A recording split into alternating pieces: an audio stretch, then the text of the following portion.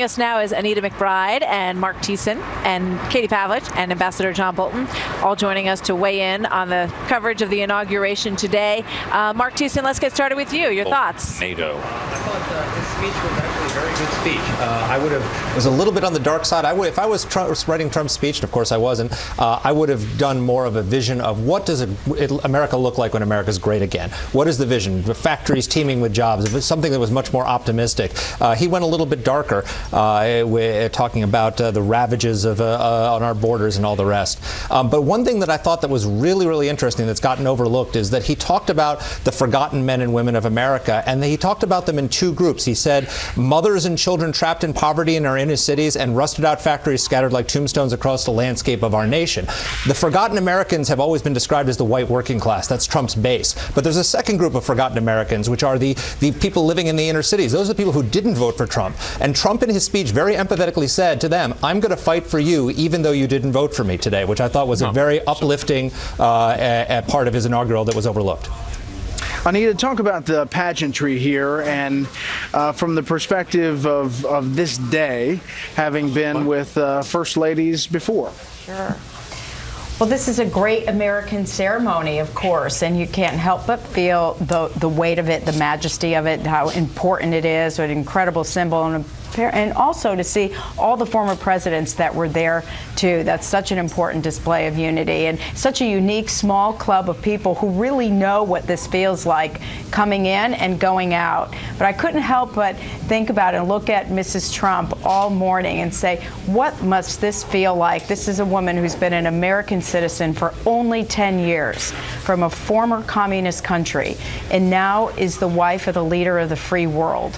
That's a pretty impactful thing if you want to think about it.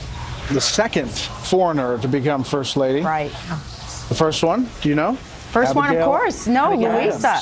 Louisa Catherine London, right? Adams. Louisa Catherine Adams was the first. Yes. As we look at the motorcade leaving the Capitol area, Katie Pavlich, you've seen the coverage of the inaugural address, and you heard it, obviously. Your thoughts? Well, the first thing is, I think when you look at what Donald Trump said today, he's making it very clear that his election is not the end, but just the beginning of getting to work. And Republicans who have come in on Tea Party waves over Obama's presidency should be ready for that and know that that's what they're going to have to do. It was clear that he's willing to take on big challenges rather than just ignore them. The depletion of the military infrastructure is something we've been hearing about for years, and yet something that hasn't yet been solved that he seems to be wanting to be taking on. But in terms of the coverage, Brett, I think it's really important to point out two distinct moments here today. The first is when the Obamas received the Trumps at the White House in showing that, and then also Donald Trump thanking the Clintons at lunch for even being there, but also saying that he respected them. I think that's a really important example to show the rest of the world, because I think we take advantage of it here as Americans and take it for granted for sure that peaceful transition of power is possible, and America has led the way for more than 200 years to make sure that is possible. And I think it's important to point that out and not take it for granted as we see other countries around the world not capable of doing that. But Katie, what about this stuff about unity and that people didn't hear it or thought it was dark? You push back on that. Well, I think it's, we've been hearing all day with the coverage and guests who have come on about maybe hearing what you like to hear. I think when he talks about all Americans, he talks about forgotten men and women. When he talks about making America great again, he's not splicing people up by groups. And when he talked about that line and gave the line about unity and saying that, when you open your heart to patriotism, there's no room for prejudice, I think he's really trying to say, look, we're all in this together. He reiterated this at lunch, saying it doesn't mean that if you're a Democrat or Republican, it makes no difference. And so moving forward, just based on the people he's been meeting with at Trump Tower over the past few weeks, he's willing to bring new voices into the fold. And today, I think also represented that Donald Trump isn't necessarily a Republican, a conservative, or a Democrat. He represents a new brand of politics, which has been difficult for both parties to wrap their heads around. I think going to be difficult for the rest of the world to wrap their heads around as well. But in terms of the unity, including everyone, I would say that when he says we're going to make America great again, he's talking to all of us, especially on Inauguration Day. Let's go to John Bolton. Ambassador, you listened to this speech. You have heard some of the feedback and people seeing it as sort of an admonishment to other countries and a new sort of setting of the tone internationally. What do you think? Well, I thought it was a very forward-leaning speech in terms of foreign policy. He made it clear, for example, that he wants to reinforce old alliances and form new ones. Hardly anything isolationist there.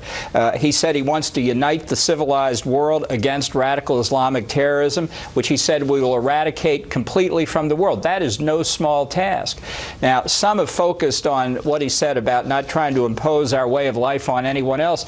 That's a strain in American thinking that goes right back to the beginning. John Quincy Adams, the Secretary of State, once said, "America goes not abroad in search of monsters to destroy. She is the well-wisher to the freedom of independence of all, but she is the champion and vindicator only of her own." That's what Donald Trump said. But to do that, to defend our interest in the world, it means a very strong international posture, which is where I think he's going.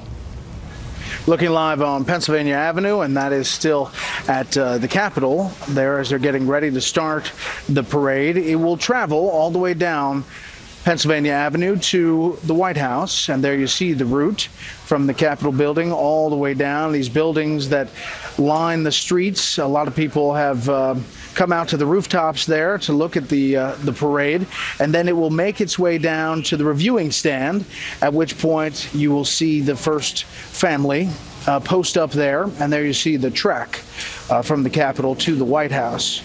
Now, people were asking before where those protests are. They are about 6-7 blocks away from right here.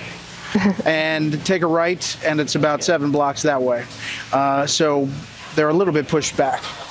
I mean, they really weren't able to get close at all. One of their goals was to disrupt the parade, and this neat little graphic sort of shows us what the path is going to be, and they'll sit down, as you say, and watch some of this parade as it goes by. It is a little bit of a gloomy day out there, you know. I mean, you look at these scenes, and it certainly is not the sunshiny kind of moment that you might hope for as you take on all of this. And as I said before, Franklin Graham said, you know, a little rain is a blessing on a new president. So I guess that'll be what they're hoping to take away from today. But about to get underway. They're pretty far behind schedule right now, about 44 minutes off of the mark. See on the left side there, the people on the top of the roof of that building. There are a number of buildings where they have rooftop overlooks, and that obviously not only a good vantage point, but a security concern as well. Secret Service and the security really stepped up. Catherine Herridge has talked about that all week long on Special Report, and they've gone out of their way and done a lot of planning for this very moment. Mark Thiessen, as you get ready to analyze the Trump administration in the first days, what do you think goes first, and what becomes the push early on? Well, clearly, first of all, I'm very hopeful about the early days of the Trump administration. What I think we're going to see with Donald Trump is a president who has not come here to tinker, who has not come here to make incremental change, who's going to go big. Now, if he goes big on things that are bad, like isolationism or protectionism, that's going to be a problem. But I don't think that sounds to like his initial push. His first push is getting a cabinet in. He has appointed the single most conservative cabinet of any president in modern times. And if staff is policy, that means you're going to have a very conservative administration. And then he's going to take on big things. He's going to take on education. I think we're going to see a golden age of education reform. He promised today that children trapped in failing schools are going to get choices that they didn't have before. Parents are going to get choices. We're going to liberate these kids, especially in the inner cities, from these schools. We're going to see massive tax reform. He doesn't need the Democrats to pass tax reform. It would be better, because he could do it on reconciliation. It would be better to do it in a bipartisan way because it's more lasting. But tax reform is going to happen whether Chuck Schumer wants it or not. So there's a lot of big things that are going to happen that are going to be good for the country. Yeah, and do you sense that there's an optimism about where this is going? I certainly do. I'm very optimistic. I think that there is a lot of people who want to help him on the Republican side to do the right thing, and we have a system of checks and balances. If he goes off in the wrong direction or does things that are dangerous, there's a constitution, there's a judiciary, the Republicans in Congress. You know, I can't see Paul Ryan passing 45% tariffs on China and Mexico. He's going to have a fight within his own party if he wants to do that. So I think there's a system there that's going to enable him to do good things, to do big things. It wants to do big things, and there's a system there to check him if he tries to do things that are bad for the country. Thank you, Mark, and Katie, Ambassador.